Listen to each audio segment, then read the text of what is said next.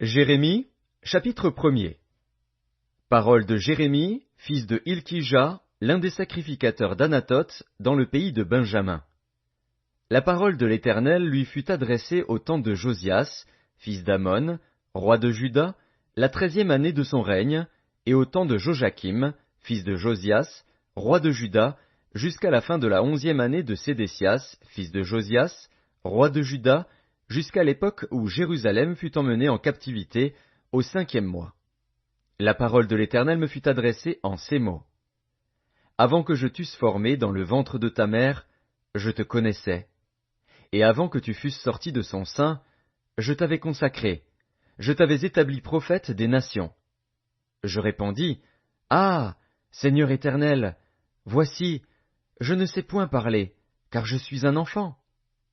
Et l'Éternel me dit, Ne dis pas, je suis un enfant, car tu iras vers tous ceux auprès de qui je t'enverrai, et tu diras tout ce que je t'ordonnerai. Ne les crains point, car je suis avec toi pour te délivrer, dit l'Éternel. Puis l'Éternel étendit sa main, et toucha ma bouche.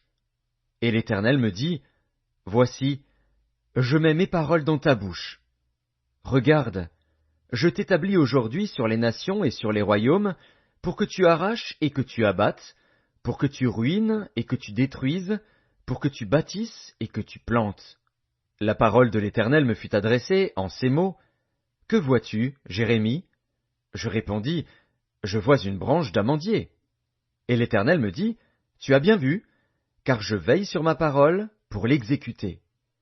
La parole de l'Éternel me fut adressée une seconde fois en ces mots. Que vois-tu? Je répondis, Je vois une chaudière bouillante du côté du septentrion. Et l'Éternel me dit, C'est du septentrion que la calamité se répandra sur tous les habitants du pays. Car voici, je vais appeler tous les peuples des royaumes du septentrion, dit l'Éternel.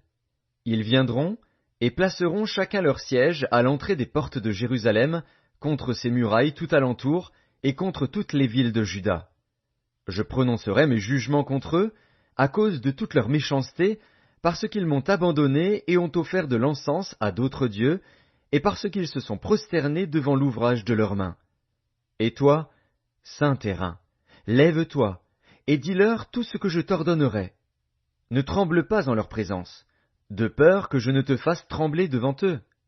Voici, je t'établis en ce jour sur tout le pays comme une ville forte, une colonne de fer et un mur d'airain, contre les rois de Juda, contre ses chefs, contre ses sacrificateurs, et contre le peuple du pays. Ils te feront la guerre, mais ils ne te vaincront pas, car je suis avec toi pour te délivrer, dit l'Éternel.